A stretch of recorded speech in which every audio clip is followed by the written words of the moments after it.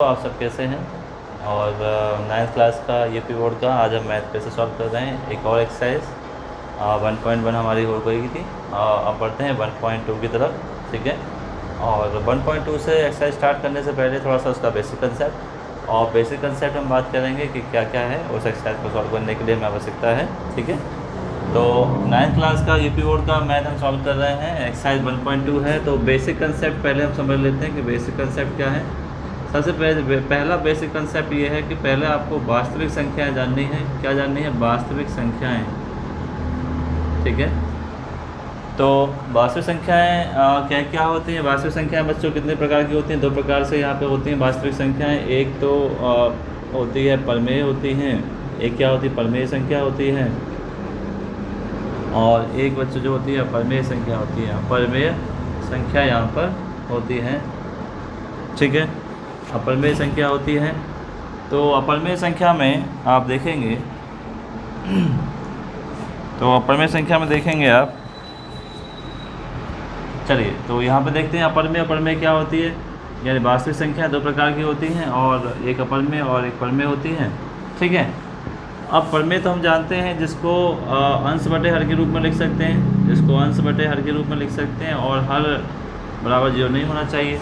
अपरमेय संख्या ज़्यादातर क्या होती है जिसको इसके रूप में ना लिख सकें और जो रूट में आती हैं, जो वर्गमूल में आती हैं, ठीक है, जो किस में आती हैं? रूट में आती हैं। अंडर रूट, ये √3 हो गया, √5 हो गया, √7 हो गया, ऐसे करके रूट में चलती जाती हैं। इसके अलावा अपरमेय संख्या क्या होती है? जो पॉइंट चलता जाता है, ठीक है, जो क्या शांत नहीं होती, अशांत चीज़ें होती हैं, इसके बारे में होता है। इसको बोलते हैं अशांत संख्याएँ बोलते हैं इसको, ठीक है। अब ये बात आती है सभी परमेय संख्या वास्तविक होती हैं, तो इसका मतलब पहला क्या बोलेंगे? बस ये इसमें हो सकती है, ये भी इसमें हो सकती है, पर ये नहीं हो सकती हैं। वास्तविक संख्याएँ सभी परमेय नहीं हो सकती हैं, ठीक है। अब सभी अपरमेय संख्या क्या हो सकती है? वास्तविक हो सकती है, बिल्कुल सही है, ये हो सकती है, ठीक है। तो पहली कंसेप्ट क्लियर हुआ क्या क्या होती हैं। दूसरा कंसेप्ट ये है कि हमें क्या करना है? संख्या रेखा पर दिखाना है। संख्या रेखा पर, इसको नोटिस करना है, ध्यान रखिए। संख्या रेखा पर अपरमेय संख्या कैसे दिखाते हैं? अपरमेय संख्या कैसे दिखाएंगे? संख्या रेखा पर क्या दिखाना है? अपरमेय संख्या दिखाना। सिंपल सा आप क्या बनाएंगे? एक लाइन बनाएंगे बच्चों। एक लाइन में हम देखते हैं नंबर लाइन में या संख्या रेखा में 0 से स्टार्ट करते हैं। 0 है, 1 है, 2 है, 1 2 3 ऐसे चलते हैं, ठीक है। तो इसको हम कैसे समझेंगे? तो देख लेते हैं। हम जानते हैं एक पाइथागोरस थ्योरम जानते हैं बच्चे, क्या होता है? पाइथागोरस प्रमेय हम जानते हैं, समझ लीजिए। पाइथागोरस प्रमेय क्या होती है? एक हम क्या बनाते हैं? एक समकोण त्रिभुज बनाते हैं। क्या बनाते हैं? हम एक समकोण त्रिभुज बनाते हैं। और समकोण त्रिभुज में क्या होता है? ये लंब होता है, ये आधार होता है और ये क्या होता है? कर्ण होता है, ठीक है।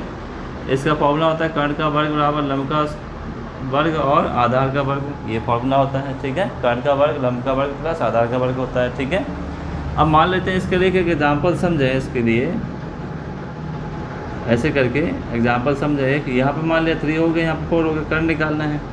तो क्या करेंगे? कर्ण का वर्ग बराबर 3 का वर्ग हो गया प्लस के 4 का वर्ग हो गया। 3 का वर्ग कितना हो गया? 9 हो गया, इसका 16 हो गया, 25 हो गया। तो कर्ण का वर्ग और ये 5 का वर्ग होता है, यानी क्या आ गया? यहाँ पे 5 आ गया। स्क्वायर हटाएंगे, क्या लगेगा? यहाँ पर स्क्वायर रूट लगेगा और 25 से 5 बार आपका आ जाएगा, ठीक है बच्चों। तो पाइथागोरस आपको समझ में आई। जब पाइथागोरस समझ में आई तो आप क्या देखते हैं कि अब संख्या रेखा पर देखेंगे कि √2 कैसे दिखाते हैं, ठीक है। चलिए एक और बात सीखते हैं। √2 को संख्या रेखा पर प्रदर्शित करिए। एक पहला क्वेश्चन आप सीख रहे हैं, √2 को या √2 को संख्या रेखा पर प्रदर्शित करना, ठीक है बच्चों। चलिए प्रदर्शित करना सीख लेते हैं। सीखा हमने, तो हमने एक संख्या रेखा बनाई, 0 से स्टार्ट के 0 और 1 से लेके यहाँ तक की लंबाई जो कितनी है? 1 है, फिर कितनी है? 2 है। तो हमें आगे जाने से मतलब नहीं है, यहाँ तक हमने 1 मानी और ये 1 होती है, इसको 1 ये 1, ठीक है। और इसको हमने इस तरह से मैच कर दिया तो क्या बन गया? 90 का तो होता ही क्या बन गया? एक समकोण त्रिभुज बन गया। और इस समकोण त्रिभुज में क्या हो गया? कर्ण हो गया। तो इसे कर्ण के वैल्यू निकाल लेंगे तो कर्ण का स्क्वायर, लंब का स्क्वायर, ये कितना है? लंब है, ये आधार है, लंब का स्क्वायर और आधार का स्क्वायर। और 1 का स्क्वायर यानी 1 का वर्ग 1 रहेगा, 1 का वर्ग 1 रहेगा। तो 1 और 1 कितना हो गया बच्चा? 2 हो गया। और यहाँ से उसको हटाते क्या आ गया? यहाँ पर √2 आ गया, यानी इसकी वैल्यू कितनी आ गई? यहाँ पर √2। तो आपने √2 की वैल्यू निकाल ली, ठीक है। अब सिंपल सी बात है, मान लो अगला और निकालें तो यहाँ पर फिर से 1 मान लीजिए ठीक है। ये आपका लंब हो जाएगा, ये आपका आधार हो जाएगा, ये आपका फिर से कर्ण 90 का एंगल कहाँ बनेगा, यहाँ बनेगा।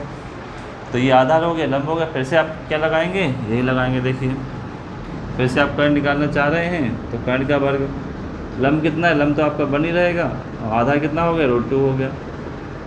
लंब का वर्ग, इसका वर्ग करेंगे तो 2 हट जाएगा, ठीक है, रूट हट जाएगा। तो कितना आया 3, स्क्वायर हटाएंगे कितना बचेगा, यहाँ पर √ बच जाएगा। तो कितनी वैल्यू आ गई इसकी, √3। तो इस प्रकार से √2 भी निकाल दिया, √3 भी हमने निकाल दिया है, ठीक है बच्चों। तो आपने बेसिक कंसेप्ट समझा एक्सरसाइज 1.2 को सॉल्व करने के लिए, ठीक है। चलिए अब देखते हैं एक्सरसाइज में कौन कौन से क्वेश्चन दे रखे हैं, क्या क्या दे रखा है, ठीक है। तो अब आपके लिए समझ लेते हैं एक्सरसाइज का सिस्टम। तो पहला क्वेश्चन बच्चों ये है कि पहला क्वेश्चन आपको बता रखा है, पहले में आपको सत्य और असत्य बताने हैं, कौन सा ट्रू है कौन सा फॉल्स यहाँ पे है ये बताना है आपको, ठीक है। तो पहले का फर्स्ट क्वेश्चन आपसे पूछ रहा है कि प्रत्येक अपरिमेय संख्या एक वास्तविक होती है। पहला आपसे पूछ रहा है कि प्रत्येक अपरिमेय संख्या वास्तविक होती है कि नहीं होती है, वास्तविक, ठीक है, होती है। तो बिल्कुल आप बोलेंगे ये सत्य है, मैंने भी बताया था। प्रत्येक परिमेय क्या होती है, वास्तविक होती है। वास्तविक 2 प्रकार से होती है, परिमेय भी होती है और अपरिमेय भी होती है, ठीक है। तो जब ऐसा होता है तो अपरिमेय उसका एक पार्ट है वास्तविक का, इसका मतलब क्या होगा, सभी अपरिमेय संख्या क्या होती है, वास्तविक होती है, इसका मतलब सही है। तो सेकंड देख लेते हैं, सेकंड पढ़ते हैं इसमें। संख्या रेखा का प्रत्येक बिंदु, ये पूछ रहा है संख्या रेखा का प्रत्येक बिंदु √m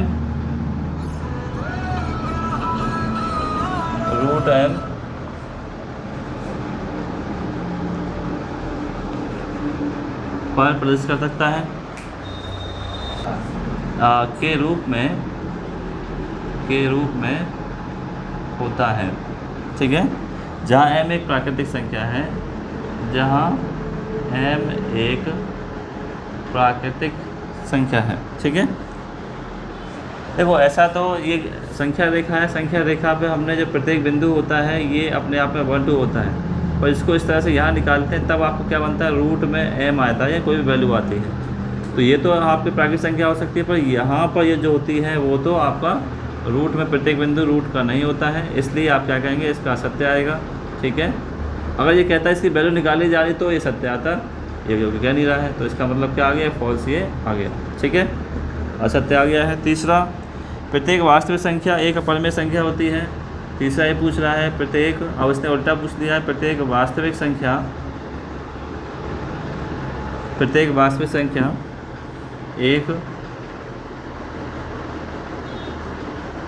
अपरिमेय होती है। बिल्कुल ऐसा नहीं है, वास्तविक संख्या अपरिमेय भी होती है, अपरिमेय भी होती है, तो इसका मतलब क्या है, ये भी असत्य है, ये भी गलत हुआ, ठीक है। तो हमने पहला क्वेश्चन कर लिया है। चलिए आगे बढ़ते हैं दूसरा क्वेश्चन की तरफ, ठीक है। सभी का सेंस आपको पता होना जरूरी है।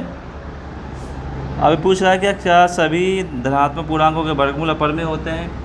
दूसरा क्वेश्चन में पूछ रहा है क्या सभी धनात्मक पूर्णांकों के वर्गमूल, अगर वर्गमूल निकालते हैं अपरिमेय होते हैं, अपरिमेय होते हैं। यदि नहीं होते हैं तो एक ऐसी संख्या का वर्गमूल, उदाहरण दीजिए, बिल्कुल उदाहरण दे सकते हैं। उदाहरण देखिए, सबसे पहली बात इसका सॉल्यूशन में आप बच्चों क्या लिखेंगे, देखो पूर्णांक का मतलब क्या है, 1 है, 2 है, 3 है, 4 है, 5 है, 6 है, 7 है, 8 है और 9 है, ऐसे मान लेते हैं पूर्णांक हैं बेटे सभी। और सभी पूर्णांक हैं तो हमने मान लिया कि 1 का रूट लगाया तो बना आ गया, तो इस पर तो अपरिमेय नहीं है।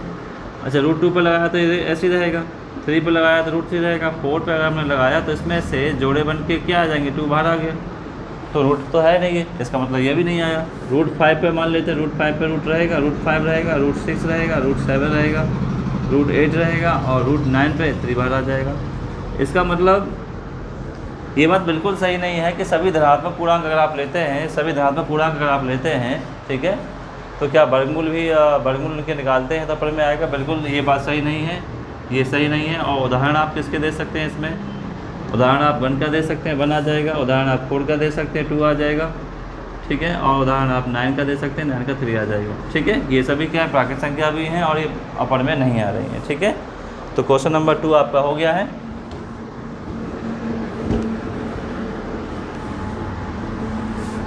टू के बाद आपका क्वेश्चन नंबर 3 है, आपको बताना है कि संख्या रेखा √5।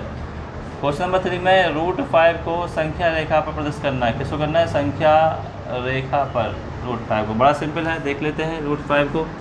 यहाँ से हमने बनाया 0, यहाँ से हमने बनाया 1, ठीक है, और ये हमने कर लिया 1 और 1। पाइथागोरस थ्योरम लगाई हमने यहाँ पर।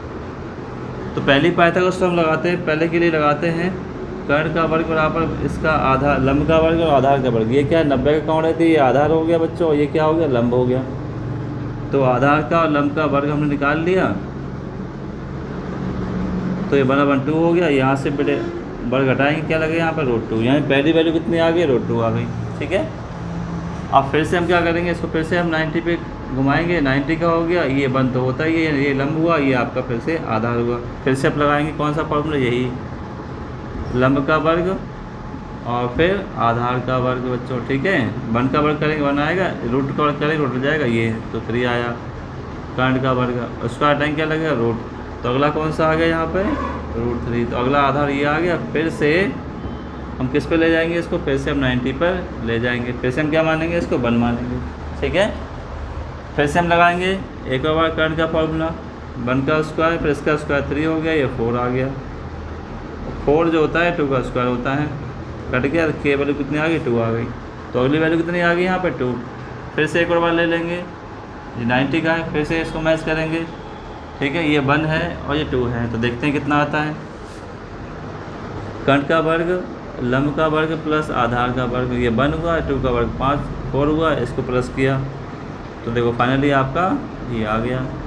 वर्ग हटाएंगे क्या लगेगा यहाँ पर? √ लगेगा। तो आपकी वैल्यू कितनी आई? √5 की वैल्यू आ गई। इस तरह से आप संख्या बार बार जो है आप दिखाते रहेंगे, सिंपल सी बात है।